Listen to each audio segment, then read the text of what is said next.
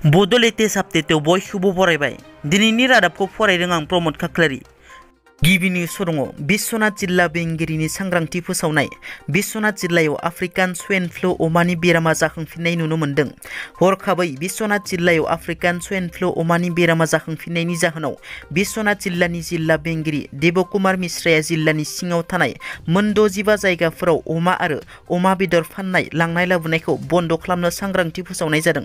बेफोर मोन 65 जायगाफोराव गुबुन जायगानिफ्राय अमा बेदर लांनाय लाबोनायखौ बन्द खालामनाय जायो।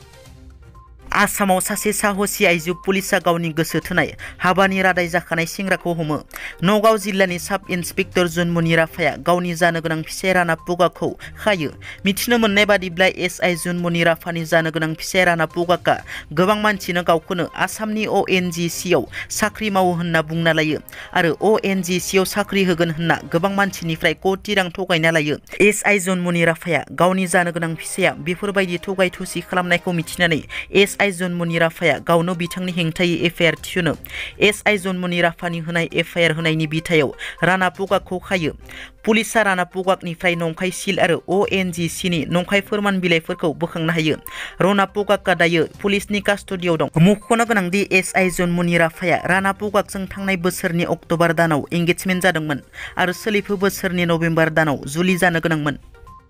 मैया भारतनि हादरगिरि रामनाथ कविन्द बिथाङा बिटिआरनि तामुलपुराव खुंजानाय 61थि बर' थुनलाइ आफादनि जथुम्मायाव फैनायनि उनाव भारतनि नखर मन्त्रि अमित शाह बिथाङा फैगौ 9 मे खालाराव तामुलपुराव फैगोन। फैगौ 9 मेयाव जानो गोनां तामुलपुराव थानाय BSFनि हाथियार दारिमिननि बेखेवनाय हाबाफारियाव मिरुनि नखर मन्त्रि अमित शाह बिथाङा तामुलपुराव नुजाथिफैगोननि थाखाय थाग थियारि खालामनायनि सायाव दिनै बिटिआरनि गाहाय प्रमद बर' बिथाङा तामुलपुर जिल्लानि जिल्ला बेंगिरि SP, आसाम पुलिसनि मावफुंगिरिफोर BSF आरो PWD बिफाननि मावफुंगिरि बिथांमोनजों मोनसे सावरायमेल खुंनाय जायो।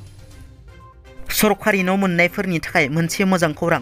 हादरनाङै मुवा बेसादनि बेसेन बांनायनि थाखाय सरकारा सहर ओनसोलाव सरकारनि न' मोननायफोरनो रांनि अनसुंथाइ होनो थांखि लायो। सहर ओनसोलाव सरकारनि न' मोननाय आसामनि गासै 1,16,000 नखरनो 10,000 राङै अनसुंथाइ होनायनि आसाम सरकारा थांखि लायो। बे गोजोनथाव रादाबखौ मन्त्रि केशब महन्त बिथाङा खौरांगिरिनि गेजेरजों फोसावो।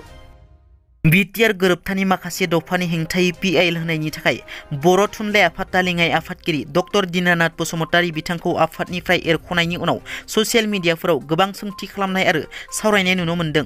बेबादि समावनो बारग' NDFB थामहिनबा बिटिआर गोरोबथानि सासे सागानगिरि थिरेन बर'नि मोनसे पस्ट नुनो मोन्दों। बिथाङा लिरोदि बिटिआर गोजोन गोरोबथानि आं सासे सागानगिरि होनना बुंना लानो लाजिनाय मोनबाय। बर' जाथि हारिनि इयुना मा जाहैमारगोन? गेदेर सोंथिनि मोगा-मोगि सोरनाव फिननाय दं? सोंथि सिखारबावदों दि बर' थुनलाइ आफादखौ सोर दैदेनदों?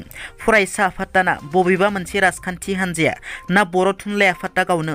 गासैखौबो सोमोनांहोनानै दोनबावलायबाय। बर' थुनलाइ आफादनि सासे लेङाइ आफादगिरि डक्टर दीनानाथ बसुमतारी मोनबायदि मेलेमजिबि सुबुंखौ होखारनायखौ आं जोबोद दुखु मोननायल' नङा, गोख्रों रावजों सोंखारियो। आरोबाव आं माब्लाबाबो बेखौ गनायथाव जादों होनना बुंनाय नङा। सान्ति सुक्ति होनना बुंजानाय बिटिआर एकर्डखौ बिथा खालामनानैनो सोमजिनाय बे जाथाया। बेल' नङा, आरोबाव गोबां नुबावगोन, नुबाय थालांसिगोन हारिया जोबस्राङागौमानि। मानोना हारिनि गेजेराव गोबां गावसोरखौ मेलेमजिबि होनना सानग्रा दाबि खालामनानै लाग्रा दैदेनगिरिफ्रा आखाइ बेरनाय बायदि बेरफ्रावजोब्बाय। बिसोरो एरख'नाय होखारनाय हारिमुखौ जोबोद मोजां मोनो। बिटिआर एकर्डनि सिगां आंबो एरख'जादों। सोरखौबा गिनानै हाखु दाखु जेबो गैयै लाथिख' हारि फोजोबस्रांनो सोलो थानाय सान्ति सुक्ति खालामग्रा मेलेमजिबिफोराबो दंसै नालाय। बे सुक्तिखौ आंथ' सागान होआ होनना गुवाहाटीसिम फैफिनदोंमोन दिल्लीनिफ्राय। सैथो बाथ्रा, बे मोनसे फावथायनि महरगिरिफ्रा रावबो गुबुन नङा बिटिआरखौ बड'लेण्ड मोनबाय होनग्राफ्रानो। दुखु गोनां बाथ्राया बेबोबावदि आथिखालनि बर' थुनलाइ आफादाबो गावनि गोहो आरो गोथारथिखौ लाखिनो हायाखैसै। आंबो देग्लाय बर' थुनलाइ आफादखौ नायनो लुबैदोंमोन। बेवहाय थुनलाइनि दैदेनगिरिफ्रा गावनि गोख्रोंथि आखुथाय थानायमोनब्ला बिब्दि जेबो थासारि सोमजिनाय नङामोन। आंखौ होखारनायाव आं एसेबो दुखु मोनाखैमोन। नाथाय राव थुनलाइ फोथाराव गावखौ बावसोमबोग्रा सुबुंफोरानो बिब्दि बुलि जानाङोब्ला हारिया मा जागोन? दिनैनि रादाबा एसेनोसै। नोंथांमोना जुदि आंनि चेनेलखौ दासिमबो साबस्क्राइब खालामाखै, अन्नानै साबस्क्राइब खालाम। गोजोन्थों।